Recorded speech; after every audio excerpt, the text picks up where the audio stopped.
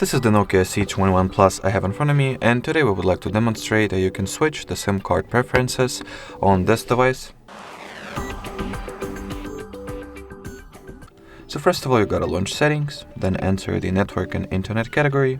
Onwards, go for the mobile network section over here.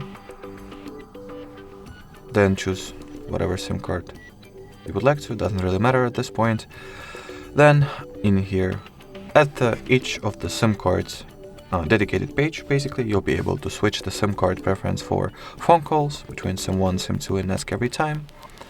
And if you switch on the mobile data toggle at the respective SIM card details page, it will be automatically chosen as your SIM card of preference for the cellular data usage.